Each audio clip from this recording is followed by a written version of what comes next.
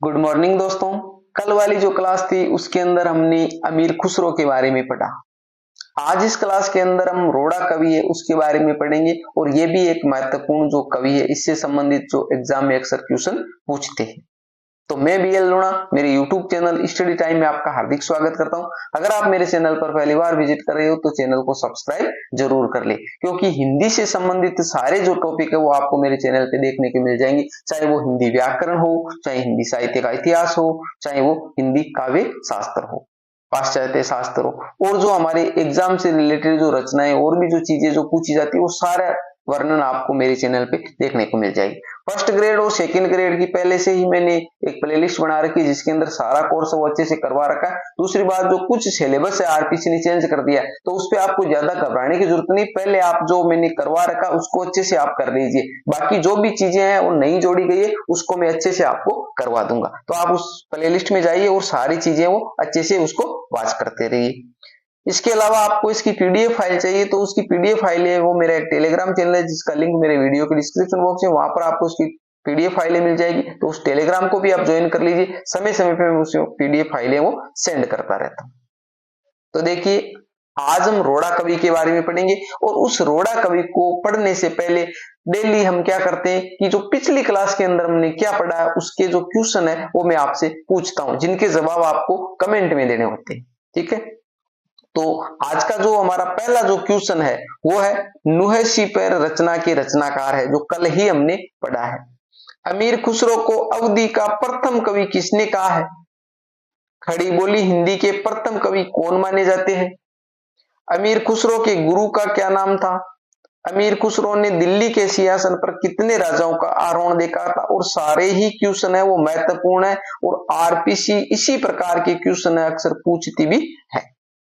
ठीक है, हाँ, आरपीसी अब की बार जो ट्रेंड चेंज किया है तो सारे क्वेश्चन ही 15-20 क्वेश्चन है, हमारे क्वेश्चन आते हैं 150, तो 15-20 क्वेश्चन है वो उस ट्रेंड के हिसाब से पूछ लेती है। जैसे मान लिया कि एक ही लाइन देके निम्न, जैसे ऊपर दे दिया है कि ये निम्न से संबंधित नहीं है या निम्न में से असत्य है, तो उसमें से जैसे मान लिया 3 चीजें वो एक से संबंध रखेगी, एक है वो उससे थोड़ी अलग होगी। जैसे मान लिया अमीर खुसरो के बारे में पूछेंगे तो अमीर खुसरो का जन्म पूछ लिया, अमीर खुसरो की कोई रचना पूछ ली, अमीर खुसरो के गुरु का नाम दे दिया, एक कोई चीज है वो अलग दे देगी तो आपसे पूछेंगे निम्न में से अमीर खुसरो से संबंध नहीं रखती है। ऐसे क्वेश्चन है वो 15-20 ही पूछती, बाकी सीधे सीधे क्वेश्चन पूछती है। तो आपको इसको अच्छे से याद रखना है। दूसरी बात है इनके जवाब आपको कमेंट में देने हैं। आगे देखो, आगे बात करें रोड़ा कवि से संबंधित महत्वपूर्ण बिंदु, अगले पैराग्राफ में है। तो देखिए, रचना की बात करें यानी जो रोड़ा कवि है उसकी रचना का नाम था राउलवेल, और ये मोस्ट रचना है, रोड़ा कवि की रचना है।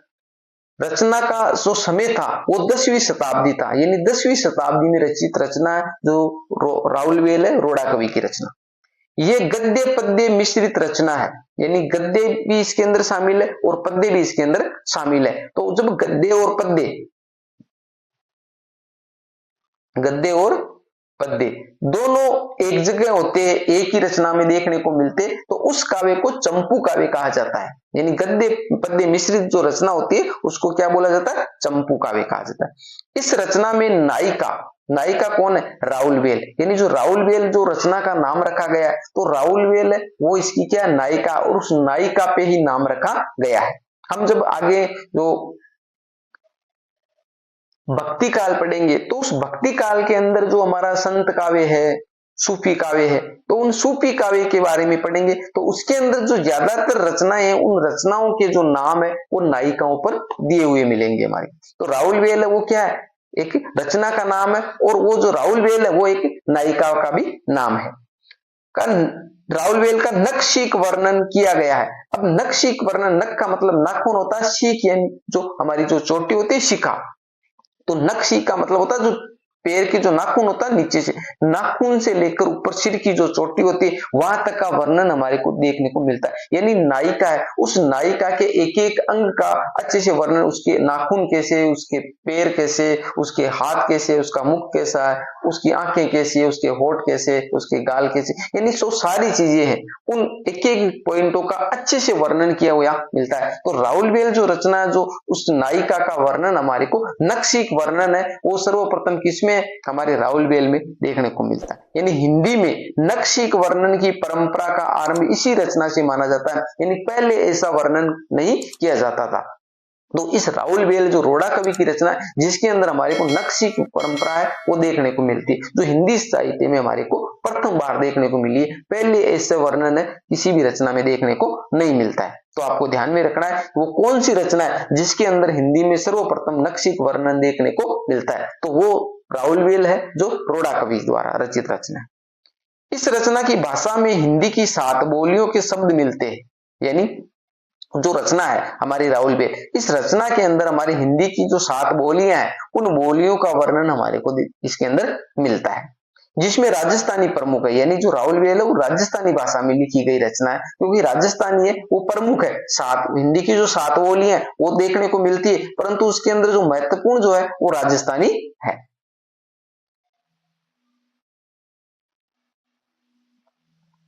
अब इसका जो छोटा सा वर्णन था, तो उसके साथ में ही हम जो 2 कवि और है जिनके भी छोटे छोटे वर्णन है, पंडित दामोदर शर्मा, इसकी जो रचना है वह उक्ति व्यक्ति प्रकरण, और ये क्वेश्चन है वो एक बार एग्जाम में देखकर पूछा गया। कैसे पूछते, या तो पूछ लेते पंडित दामोदर शर्मा की रचना कौन सी है, तो उक्ति व्यक्ति प्रकरण है, और या फिर मैंने आपको कई बार है उसका जिक्र कर दिया कि इस प्रकार इधर है, जैसे मान लिया रचनाओं के नाम दे देंगे और इधर है वो कवियों के नाम देंगे, और फिर इसको आपको हार्ड बनाने के लिए इसको सुमेलित करना होता है आपको। तो ऐसे सुमेलित करने वाले क्वेश्चन भी पूछ लेते, तो इनको आपको याद रखना, अच्छे से याद करना है।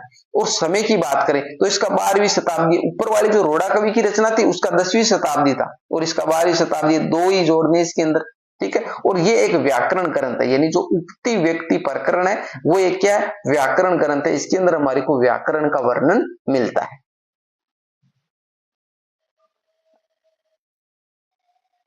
इसके बाद में है ज्योतिश्वर ठाकुर, इसकी रचना का नाम है वर्ण रत्नाकर।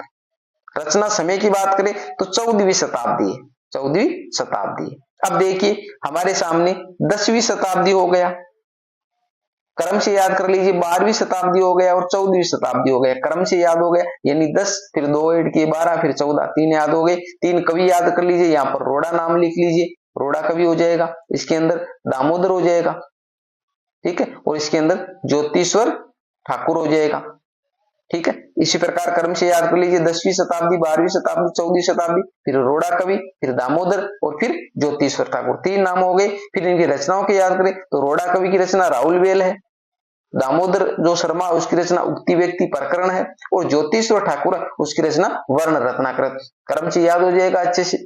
इसी प्रकार आपको हिंदी साहित्य को क्रम से याद करना है। भाषा की बात करें तो मैथिली भाषा, यानी जो वर्ण रत्नाकर है वो मैथिली भाषा में लिखी गई है। इसे मैथिली का विश्वकोश भी कहा जाता है, किसको, वर्ण रत्नाकर को। आपसे क्वेश्चन पूछा जाएगा कि मैथिली भाषा का विश्वकोश किसे कहा जाता है, तो वो नाम आएगा वर्ण रत्नाकर। और वर्ण रत्नाकर किसकी है, ज्योतिश्वर ठाकुर की है। ये एक शब्दकोश है, जो मैंने आपको ऊपर भी चर्चा की है कि शब्दकोश क्या है, इसके अंदर शब्दों का वर्णन हमारे को देखने को मिलता है, तो ये एक शब्दकोश है। तो ये 3 कवि थे, छोटे छोटे थे, जिनका हमने वर्णन कर लिया। एक रोड़ा कवि था, एक दामोदर शर्मा और एक ज्योतिश्वर ठाकुर। और इससे संबंधित आपको क्वेश्चन है वो एग्जाम में देखने को पक्का मिल जाएगा। अब इसके बाद में आगे वाली जो क्लास होगी, कल हमने जो पढ़ेंगे उसके अंदर हम पढ़ेंगे स्वयंभूदेव, यानी जो स्वयंभू है उसके बारे में पढ़ेंगे। ये भी एक महत्वपूर्ण जो कवि या लेखक है। उम्मीद करता हूं ये क्लास आपको अच्छी लगी होगी। अच्छी लगी है तो इसको लाइक करिए, अपने दोस्तों के साथ में भी शेयर कीजिए। किसी भी प्रकार का डाउट कंफ्यूजन होता है तो आप मेरे को निसंकोच कमेंट में पूछ सकते हो। दूसरी बात, आपको कोई दिक्कत आती है, कोई कंफ्यूजन लगता है, तो भी आप मेरे को कमेंट करके इसमें बता सकते हो कि भाई ये चीज है वो हमारे को समझना है, या ये चीज है वो जो गलत थी। यानी आपको बिना शर्म संकोच के कमेंट कर देना है। अभी तक आपने चैनल को सब्सक्राइब नहीं किया तो सब्सक्राइब जरूर करें। मिलते हैं अगली वीडियो में, तब तक के लिए जय भीम, जय भारत।